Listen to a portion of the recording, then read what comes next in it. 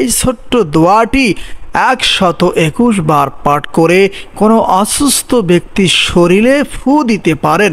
আল্লাহ সুবহানাহু তাআলা চাইলে এই বরকতময় দোয়ার ওসিলায় সেই অসুস্থ ব্যক্তিকে 7 দিনের মধ্যেই সুস্থতা দান করবেন ইনশাআল্লাহ।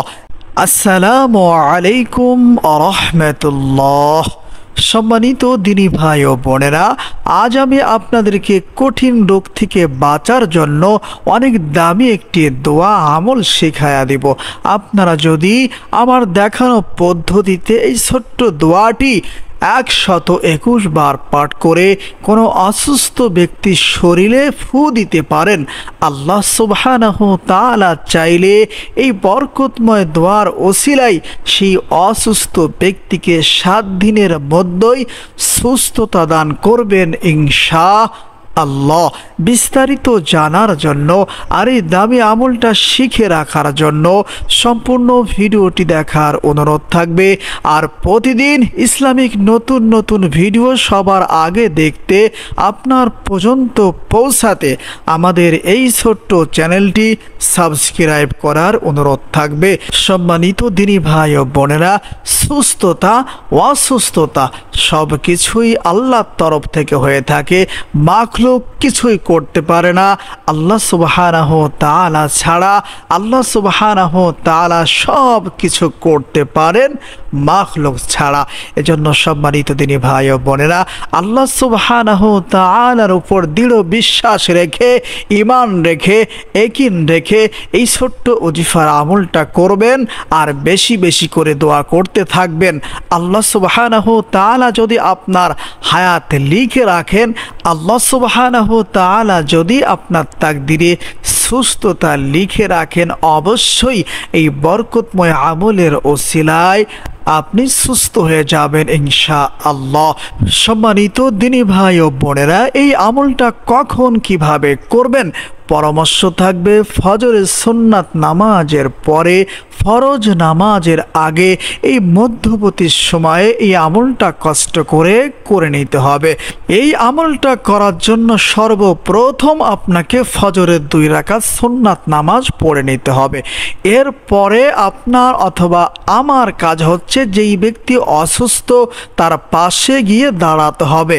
এরপরে 3 বার যে কোনো ইস্তিগফার পাঠ করতে হবে, যেমন আস্তাগফিরুল্লাহ রাব্বি মিন কুল্লি যামবি ওয়া আতুবু ইলাইহি, আস্তাগফিরুল্লাহ রাব্বি মিন কুল্লি যামবি ওয়া আতুবু ইলাইহি। এই তওবাটি তাকে শোনায়া 3 বার পড়বেন। তাকে চাপ দিবেন না যে আপনি পড়েন, তার মনে চাইলে পড়বে, না চাইলে না পড়বে। আপনি তাকে শোনায়া 3 বার যে কোনো ইস্তিগফার পাঠ করবেন। এরপরে 3 বার দুরুদে ইব্রাহিম অথবা অন্য কোনো দুরূদ শরীফ পাঠ করবেন, যেমন আল্লাহুম্মা সাল্লি আলা মুহাম্মাদ ওয়া আলা আলি মুহাম্মাদ কামা সাল্লাইতা আলা ইব্রাহিম ওয়া আলা আলি ইব্রাহিম ইন্নাকা হামিদুম মাজিদ। আল্লাহুম্মা বারিক আলা মুহাম্মাদ ওয়া আলা আলি মুহাম্মাদ কামা বারাকতা আলা ইব্রাহিম ওয়া আলা আলি ইব্রাহিম ইন্নাকা হামিদুম মাজিদ।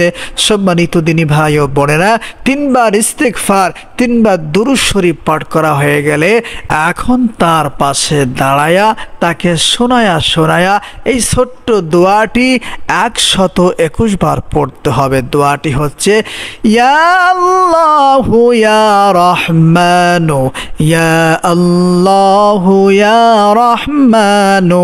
আমার সাথে সাথে পড়েন, ইয়া আল্লাহু ইয়া রহমানু, ইয়া আল্লাহু ইয়া রহমানু।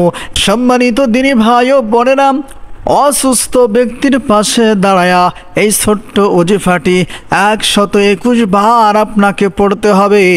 যখন 121 বার এই ছোট্ট ওজিফাটি ইয়া আল্লাহু ইয়া রহমানু পড়া হয়ে যাবে, এখন আপনার অথবা আমার কাজ হচ্ছে, যেই ব্যক্তি অসুস্থ হয়ে বিছানায় পড়ে আছে অথবা বিছানায় শুয়ে আছে, সেই ব্যক্তির শরীরে 3টা ফু অথবা দম করতে হবে। আবারও বলছি, যেই ব্যক্তির পাশে দাঁড়ায়া, অসুস্থ ব্যক্তির পাশে দাঁড়ায়া 121 বার এই ছোট্ট ওজিফাটি পড়বেন। এরপরে অসুস্থ ব্যক্তির শরীরে 3টি ফু অথবা দম করবেন, যেমন এরপরে আমাদের কাজ হচ্ছে 2 বার যে কোনো দুরূদ শরীফ পাঠ করে নেওয়া, যেমন সাল্লাল্লাহু আলাইহি ওয়াসাল্লাম, সাল্লাল্লাহু আলাইহি ওয়াসাল্লাম। এরপরে যদি সময় থাকে আপনি রোগীকে সাথে নিয়ে 2 হাত তুলে আল্লাহ সুবহানাহু তাআলার কাছে সুস্থতার জন্য একটু দোয়া করবেন। যদি এই দেখানো পদ্ধতিতে 7 দিন এই আমলটা করতে পারেন, আল্লাহ সুবহানাহু তাআলা চাইলে এই বরকতময় দোয়ার ওসিলায় 7 দিনের মধ্যেই ওই ব্যক্তিকে কঠিন রোগ থেকে মুক্তি দান করবেন ইনশাআল্লাহ। এজন্য সম্মানিত দিনী ভাই ও বোনেরা, আল্লাহ সুবহানাহু তাআলার উপর ভরসা করে 7 দিন কষ্ট করে আপনারা এই আমলটা করার চেষ্টা করুন। আমিও দোয়া করি, আপনারাও দোয়া করেন, আল্লাহ সুবহানাহু তাআলা যেন সকল দিনী ভাই ও বোনদেরকে শিফায়ে কামেলা আজেলা সুস্থতা দান করেন। সকলেই বলি আমিন।